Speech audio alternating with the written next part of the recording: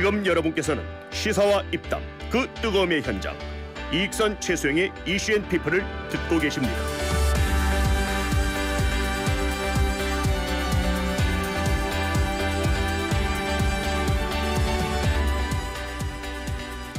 네, 오늘은 비정치 회담을 하는 날이었으나 오늘은 다릅니다. 비정식 회담으로 가보겠습니다. 조금 있으면 정식 회담으로 가볼까 해서 오늘 두 분을 모셔봤는데요. 신인규 변호사, 문성호 개혁신당 전 대변인과 함께하겠습니다. 어서 오십시오. 두 분 어서 오십시오. 네, 안녕하세요. 네, 안녕하십니까. 개혁신당 문성호입니다. 네.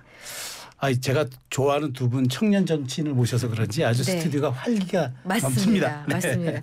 우리 문성호 대변인, 전 대변인 사퇴 언제 하셨어요? 제가 12월 한 2주쯤에 이제 사퇴 의사를 밝힌 것 같습니다. 그러셨군요. 예. 전 대변인이 되셨고 네. 우리 신인규 변호사께서는 이제 방송 진행자가 되셨다면서요. 예, 저는 이제 아침에 이제 BBS 제가 네. 불교 방송에서 이제 아침 라디오 진행을 맡았는데 아직은 이제 새벽에 일어나는 게 좀 힘이 들어가지고 막 적응을 열심히 하고 피곤해 있어요. 보여요, 사실. 살짝 요때쯤 되면은 피로가 좀 오긴 하는데 근데 아무튼 뭐 좋은 기회니까요. 네. 열심히 해서 또 좋은 모습 보여드리겠습니다. 네. 그럼에도 불구하고 이렇게 나와주셔서 감사합니다. 아유, 네. 불러주셔서 감사합니다. 네. 자, 이제 개혁신당 얘기 좀 한번 해볼게요. 개혁신당 이제 내용이 약간 지금 이전 투구 양상으로 치닫는 양상입니다. 허은하 대표는 어제 기자회견을 열고 나는 이준석의 부하가 아니다. 그가 상황 정치를 하려는 게 문제의 본질이라고 얘기했고 반면 이준석 의원은 바로 지난 4월 총선 때 울면서 비례대표 공천 달라고 하더니라고 반박하면서 정말 좀 폭로전이 점입가경으로 치닫고 있습니다. 네. 근데 왜 이렇게까지 이제 치닫게 된 거예요? 일단 저희 당이 이렇게 내용에 빠진 것에 대해서 우선 굉장히 안타까운 마음을 가지고 있다는 걸 이야기를 드리고요. 네. 제가 이 사안을 옆에서 정말 실시간으로 지켜본 사람입니다. 네. 정말 디테일한 부분까지 좀 알고 있다라고 말씀을 드릴 수 있고. 네. 근데 사실 전혀 이렇게 갈 문제가 아니었어요. 네.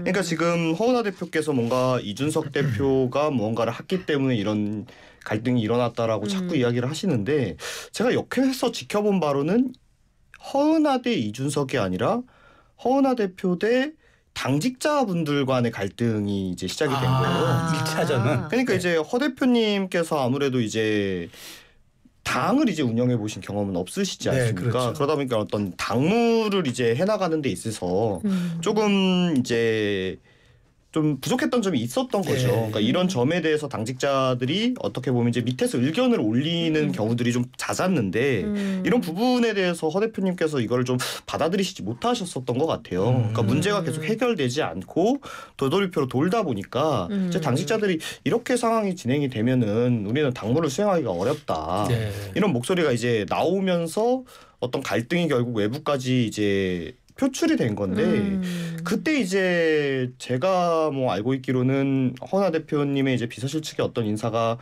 이제 익명으로 언론사하고 인터뷰를 했는데 거기에서 뭐 이런 당직자들의 해임이나 이런 걸 진행했던 것이 뭐 원내 의원들과의 동의를 얻은 것이었다 이런 식으로 인터뷰를 했던 게 있어요. 근데 네. 사실 원내 의원들이 여기에 동의한 적이 없거든요. 그러니까 이 문제에 대해서 이런 부분에 대해서 좀 시정을 해라라고 결국 그 지목된 원내 의원들도 의견을 표출할 수밖에 없었고 또 아무래도 이제 이 개혁신당이라는 당은 당원들 대다수가 이준석 대표에 대한 지지자들이시거든요. 네.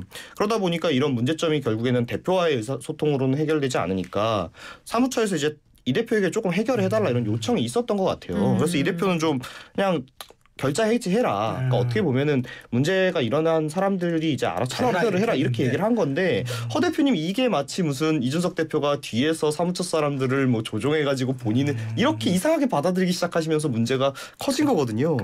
그러니까 옆에서 실시간으로 지켜본 제 입장에서는 아니 이거를 왜 이렇게 생각을 하시고 이렇게 끌고 가시지? 라고밖에는 너무 답변을 드리기가 어려운 상황입니다. 네, 허 대표가 이 의원의 측근인 김철근 사무총장을 경질하면서 갈등이 수면 위로 드러났는데요. 사실 뭐 허은하 대표 그리고 이준석 의원 사이가 좋지 않다는 얘기는 꽤 된 얘기로 들었습니다. 아무래도 지금 개혁신당이 창당한 지 한 1년 정도가 아마 채 안 됐을 겁니다. 그래서 사실은 내부에 뭐 이렇게 삐그덕거림이 있는 건 당연한 건데 참 아쉬운 부분은 이름이 개혁신당이잖아요. 그렇죠. 네. 그러면은 개혁이라고 하면은 말로만 개혁이 아니라 어떤 방향성, 어떤 비전, 네. 뭐 소신 뭐 이런 것들을 가지고 아마 잘 모였을 텐데 딱 1년 만에 이제 결과를 놓고 보면 거의 뭐 기존 정당에서 싸우는 내지는 뭐 과거에 뭐 민생당은 소송도 많이 했고요. 네. 뭐 과거에 뭐 바른미래당은 뭐 손학규 대표 놓고 1년 동안 이 권력 다툼을 하기도 했거든요. 그러니까 그런 모습이 보인다는 것은 개혁이라는 내용이 그럼 얼마나 좀 상당히 내용이 좀 빈곤한가라는 걸 묻지 않을 수가 없는 것이고 또 신당이잖아요. 그럼 신당이면은 이제 새로운 방식 뭔가 국민들이 기존의 구태를 벗어나서 어떤 좀 새로운 모습을 좀 보여달라. 이 정치 혁신에 좀 마중물이 내달라. 아마 이런 요구가 많았을 거예요. 근데 네. 지금의 모습은 그 새로움과는 매우 좀 거리가 멀기 때문에 좀 뼈아프게 받아들여야 될 것 같고 저는 사실 이 핵심이 김철근 총장이라고 하는 분이 문제의 지금 요 핵심인 거죠. 그래서 결과적으로 이준석 당대표 때 사무총장을 했고 네. 또 이준석 의원과는 상당히 가까워서 뭐 한 몸이라고 봐도 무방하신 분인데 허은하 대표 입장에서 생각해 본다면 본인이 당대표가 됐는데 사무총장도 자기 마음대로 인선을 못하는 이런 상황에서는 당무 운영하기가 매우 어려웠겠다라는 생각은 좀 짐작이 가능하고요.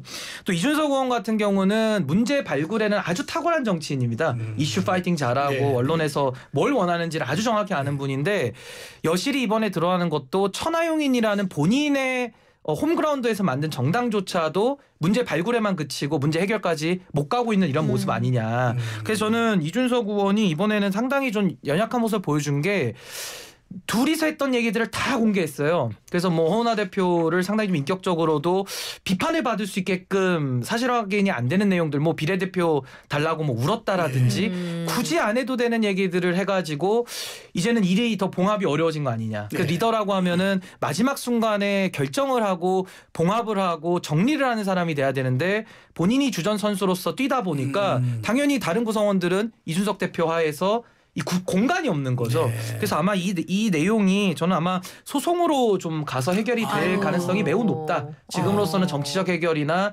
자체적인 봉합은 전 좀 물 건너간 거 아닌가. 좀 그렇게 봅니다. 좀 몇 가지 사실관계를 좀 정정을 해야 되는 게 네. 이준석 대표가 뭔가 김철근 사무총장의 뭐 이제 임명을 뭐 허은하 대표에게 강요했다 이런 얘기들은 지금 이제 허은하 대표 측에서 주장하고 있는 사실관계는 주장이다. 맞지 않는 네. 이야기고요. 당시에 이제 제가 이제 허은하 의원께서 이제 대표 전당대회를 할 때 선대위원장이었기 때문에 당시 이제 이후에 당직자 인서 구성에 하는 회의에도 다 참여를 했던 사람입니다. 그래서 그 네. 당시에 처음에 이제 우리 당이 아무래도 통합이 되고 하다 보니까 기존에 해오던 어떤 인수인계가 원활하려면 전체적으로 당대표 임기 내내 사무총장을 하진 않더라도 이전에 업무를 해오셨던 분이 지금은 유임을 해서 조금 뒤처리를 하고 인수인계를 하는 게 맞겠다라고 해서 저희가 회의에서 이제 김철근 총장을 유임하는 것을 이제 허은하 대표를 모셨던 사람들인 거죠. 네. 그렇게 네. 회의에서 올렸었고 네. 근데 여기 이제 허 대표께서 의중이 좀 다르시다고 해서 저희가 이제 다른 인사를 올려서 이제 추천을 했었는데 그 인사가 뭐 저희 당에 이제 관심이 많은 분이라면 모두 다 아는 D 씨 네. 문제가 많은 분이어서 이 분에 대해서는 반대하는 의견을 이야기했던 걸로 알고 있고 그럼 다른 인사 이런 분이나 이런 분은 어떠냐 이렇게 이야기했던 걸로 알고 있습니다. 그런데 그것을 마치 뭐 당대표가 되었을 때 뭐 김철근 총장을 사무총장으로 하도록 뭐 강요했다 이런 식으로 이야기를 하고 있는 건데 이 부분에 네. 대해서는 명확하게 좀 바로 잡고 알겠습니다. 넘어가고요. 네, 자, 네. 우리 신 변호사께서는 이제 한때 이준석 의원과 한 배를 탔던 저 시기도 있었고, 근데 이제 이렇게 감정이 격화되다 보니까 한 이제 우리 보도에서 이준석이 여자 이준석을 만났다라는 약간 희화화된 표현까지 나왔어요. 앞으로 전망 이제 법적으로 이제 간다고 보셨는데 이 의원에게 앞으로 정치 행보에 이게 좀 부담으로 또 하나 작용하지 않겠어요? 뭐 이게 당내 내용이라는 게 결코 좋을 수가 없습니다. 왜냐하면 당이라는 것이 뜻을 같이 모으는 사람들이 모인 결사체거든요. 그렇죠. 수권을 위해서 모인 사람들인데 가장 어떻게 보면 뜻이 많이 맞는 사람들이죠. 네. 근데 그 사람들 중에서도 과거에 바른미래당, 국민의힘 여기야 뭐 이질적인 교합들이 많았고 이준석 대표에게 귀책 묻긴 매우 어려웠을 네. 겁니다. 당의 활동이 어려웠을 그렇죠. 테니까. 근데 이 개혁신당이라는 것은 이낙연 대표와 합당했다가 이제 분당을 하면서 이제 본인들만의 세력으로 결과적으로 이제 세력을 그렇죠. 꾸린 거거든요. 순혈주의적이죠. 뭐 소위 말하는 이제 천하용인이라는 이 브랜드를 가지고 이준석 메이킹으로 이제 이걸 한 건데 여기서조차도 지금 이제 천하람 의원하고 이기인 의원만 거의 남은 걸로 그렇죠. 보여져요. 그렇다라고 한다면은 이준석 의원이 개인기는 너무 뛰어나서 개인적으로는 어떤 정치적 역량을 그동안 많이 보여왔습니다만은 결국 정치는 세력이 하는 것이고 그 세력을 어떻게 잘 아울러서 가느냐. 그리고 이게 학습이 돼야 나중에는 뭐 대통령이 된다고 하더라도 국민 통합으로 나아가면서 국회 안에서는 당적도 다르고 생각도 다르고 완전히 다른 사람들하고 또 어떠한 결과물을 그렇죠. 만들어내야 되거든요. 그러니까 상당한 인내와 상당한 노력이 좀 필요한데 이번에도 이준석 의원이 막 페이스북에 글도 자주 올리는 네. 이런 과거의 습관들을 뭐 벗어나지 못하는 것은 페이스북으로 소통하는 게 나쁘다는 뜻이 아니고요. 네. 뭔가 이렇게 문제를 해결해야 될 파트너와의 신뢰를 기반으로 뭘 해결하는 능력은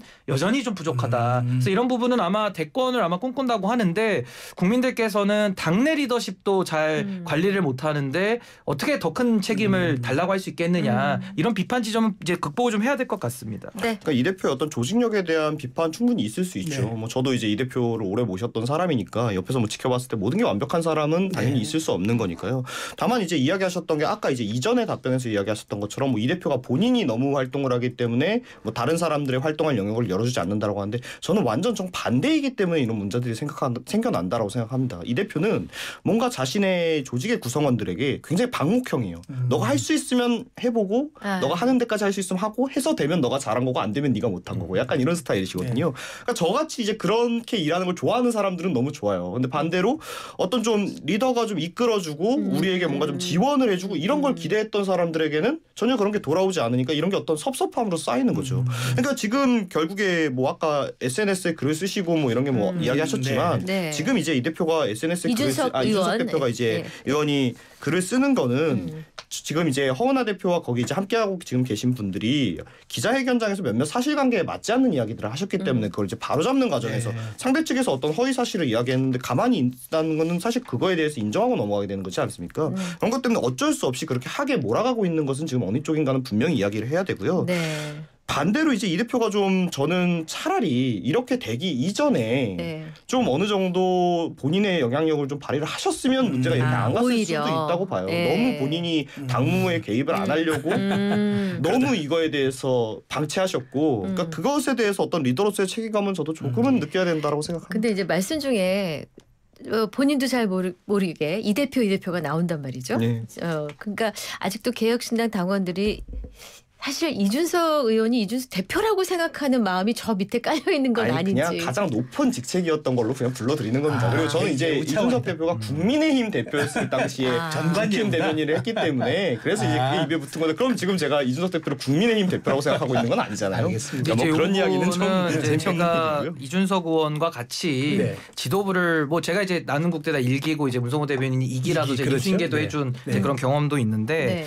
이준석 의원이 사실 그 대변인이나 이렇게 당직으로 인연을 맺으면요 상당히 방목형입니다. 아예 신경을 안 쓰고요. 그걸 이제 자유로 인식합니다. 그래서 뭐 그건 고마운 일이죠. 여러 가지 그 대변인들이나 간섭을 안 하니까. 간섭 안 하니까 이제 마음껏 할 수 있는 이제 필드를 열어주는 건데 이준석 의원과 어떤 일을 깊숙이 같이 해보면요. 이제 전 그 이후에 이제 일을 깊숙이 해본 입장에서는 굉장히 본인 통제력이 강한 사람입니다. 그러니까 소위 말하는 이제 코어십을 가지고 뛰는 사람이기 때문에 이게 이제 어느 위치에 서 있느냐에 따라서 방목을 또 자유로 느끼는 사람도 있을 수 있고 또 같은 일을 깊숙이 상의를 해보면 그 안에서 오는 또 마찰이 있거든요. 그래서 이거는 뭐 저도 사실 이준석 의원과는 뜻이 달라서 다른 길을 갑니다만은 비단 저만의 문제가 아니라 천하용인의 뭐 김용태 또 뭐 허은하 의원 뭐 이런 멤버들 초기에 있었고 이준석 의원과 같이 뜻을 같이 했던 아주 깊숙했던 사람들은 지금 그 곁을 떠난 사람도 있습니다. 그러니까 그런 부분들에 대해서는 양 당사자 이야기를 다 들어봐야 되는 부분이 있는 것이고 이준석 의원이 워낙 헤비 스피커이기 때문에 이제 그 주장만 많이 좀 전달돼서 저는